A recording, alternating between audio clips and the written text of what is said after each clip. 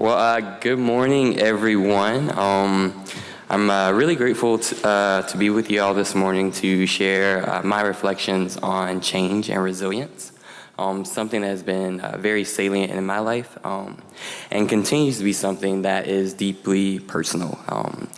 To start, I really want to share something about me that really shapes how I've come to view the world. I identify as a gay black man. And I unapologetically claim those identities, and I would like to think I am as authentic as I can be in any one moment. I say as authentic as I can be because there are certainly environments where I do not feel comfortable being my full authentic self or sharing my unfiltered thoughts. Today, I'm being vulnerable, speaking to each of you, and I'm trusting that you've all come to share this experience with me out of love, empowerment, and support. I also want to take the time to acknowledge that some of what I reflect on today as it relates to change and resilience may cause some emotions to surface. And I'm coming into this conversation with an open heart, and I'm speaking as authentically as I can in these next moments. So, where did it all begin? I was born in Darlington, South Carolina, the youngest of three siblings. So I have an older brother, an older sister, and an older half-brother. If you know Darlington, it would only be because you know that we have the NASCAR racetrack, usually, or for some reason you pass through going to Myrtle Beach. I was raised by two faithfully Southern Baptist parents, a situation I found both tough but supportive and understanding. My parents described me as the child with the shortest fuse, surprise, and I am a bit of a mom's boy. My Christian faith is really close to my heart, but I consider myself spiritual, not Baptist. I was unable to really reconcile my Southern Baptist faith with my gay identity that I really came to know to be true for me. I'm a first-generation college student and the only person in my immediate family to attend a traditional four-year college. My sister and I are one of the few in our entire extended family on both sides to obtain master's degrees, and I'm a published researcher. I'm officially sorted as a Slytherin, and I consider myself just as ambitious and determined to accomplish any goal that I set for myself. Growing up, I struggled with self-esteem, and it wasn't really until college where I really grew to love my appearance, and even there were moments of rejection that heavily impacted me as a person. I was outed in the middle of the atrium of college with a simple phrase, "Hold up, are you gay?" And subsequently panicked, as most people do in that particular time. And that really kickstarted years of identity development focusing on my sexuality, coming out to my close family and friends. Surprisingly for me, my family wasn't a worst case scenario when we really think about sexuality as it's treated in the black community. I still remember sitting on the couch and my mom was like, so why haven't you brought any girls home? And I'm like, I did not want to have this conversation right now, and really having to open up to her there. I would also like to say that my immediate family would much rather that I'm secretive about my relationships and sexuality, but they do continue to express that love through the lack of understanding, so I know it's a really, really hard dichotomy for them. Recently, though, we gotten to the point where my mom wants to talk more about what my sexuality means for me and how it came to be, and that has been, like 7 years in the working, but I'm super excited there. Growing up, I was the person who made friends with a lot of different people who had nothing in common with each other. If there was ever a time for me to say I don't see color, it would have been the majority of my adolescence. My parents didn't speak much about race and identity with me, and the only time race really came up in conversation is when I mentioned I was going to a friend's house. My mom would ask, "Are they black and white?" I'll respond, "Why does it matter?" 14-year-old me never considered the lasting impact of the Jim Crow era on my mom as a black woman living in the Deep South. So my mom, grew up in Darlington all her life, experienced segregation, desegregation, all the violence that came with that on the national and local front. I never considered the anxiety that surfaced every time I told my mom I was going to a white friend's house of a parent she's never met. And I never considered the anxiety that surfaces every time my mom thinks of how the world would treat me because I'm black or because I'm gay. There comes power in knowing how your identities impact your everyday lived experience in both subtle and blatant ways. And if you're connected to me on Facebook, you would have a selection of no less than 50 statuses as to why I think we should continue to talk about race and sexuality. I've also come to learn that my parents really shielded me in the best way that they could from that reality of race politics in America. They weren't very competent in terms of how to describe race, what that impact looked like, how it's systematically impacting me, but they knew that it was probably something that would hurt me. So they chose to just not talk about it. But really now I think it's irresponsible to be blind to the identities we hold because society is not blind to our identities. That's to say, there is never a foreseeable moment where I will get to craft my own narrative without the words being attached to my identities as a black man and a gay man and all the stereotypes and biases that come with that.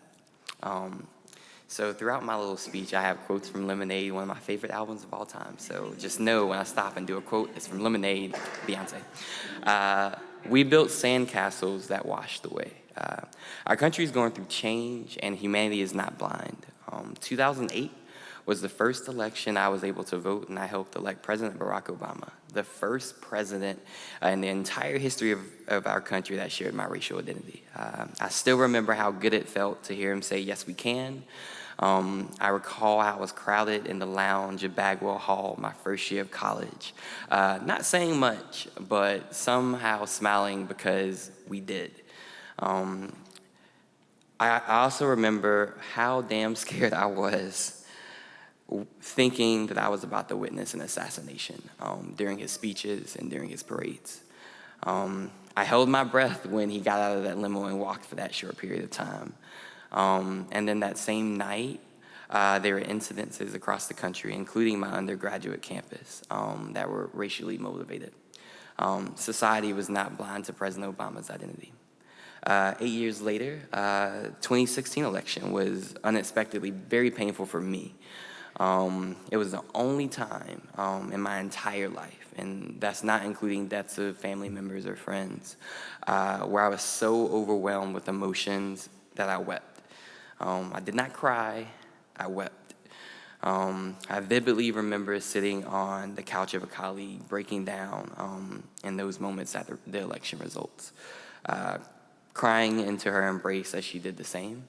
And I just remember saying that I just don't understand, because I did not. What now does a gay black man do when he perceives his country is led by an administration that threatens his humanity? Well, first, he cried a lot. But then what? So, quote number 2, forward. Best foot first, just in case. I changed. In the months that followed this election, I became much more introspective as I processed my emotions and eventually got to that place where I was prepared to act as an agent for change. My mentor, Dr. Uchenna Baker, said that we must always be cause in the matter, and I am. And really from hearing her articulate that for the first time, I've been trying to do very intentional ways of being cause in pretty much every matter that has really become my focal point. Forward has been my theme of 2017. The shortest song in Lemonade, described as a song that illustrates a turning point and moving ahead. There comes a point where we can become so fixed on issues that we don't turn our frustrations into passion and action. 2016 taught me that I must be aggressive in treating social injustice like the illness that it is to our humanity. And that's why I'm resilient. When we don't challenge, we're losing, and to lose is unacceptable. Quote 3, tell the storm I'm new. I wear my hair long and natural because I want people to know that I'm proud of the kinky hair that represents me. I pierce my nose because I want people to know that regardless of the jewelry that I wear, I'm valuable. I wore my dashiki for the first time because I want people to know that I'm Black and I'm proud to connect with a culture that was taken from me. I said my boyfriend instead of my friend because I want people to know it's okay to love who you love. I name racism because it needs to be dismantled. I name homophobia because it needs to be challenged. I'm bold in how I interact with my public officials because they need to know that they represent me and my interests as a gay Black man as well. I'm intentional with how I use my tongue when I speak because I'm effective and that's what I want to be. And when those around me are tired, I keep going. When I'm tired, I take a break. I believe that humanity is connected and we each have the responsibility to care for the success and the well-being of each other because we're part of a whole. And as a whole, I'll be honest, I don't think we're doing that all that well. I think about the spaces that we don't create for the vulnerable, the language that we weaponize. I think about those that we silence. I think about our complicity when we see injustice. If you say that you're committed to anti-racism, but hashtag Black Lives Matter agitates you, we might not be reading the same playbook. If you're committed to trans justice, but misgender and assume gender, we might not be on the same play. And if you're committed to rallying around your peers of color, but when someone kneels, you see a flag, but not the brutality, then we might be running towards different goals. We all have room to grow. I'm still growing. I had a vision for my life back in the day, not that far ago. Marry a woman, have a child, be an engineer, retire to a nice community, and live off pension. Things change. Today, I'm newly engaged to a man, John Miller IV. Thank you. We have 2 dogs, Kai and Carter Knowles, working higher, you get the Beyonce reference there. That's his full name. We work in higher education, passionate about social justice, and I may very well work past my retirement age and dig my own grave.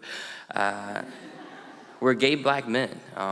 We have mixed support within our families and our friends.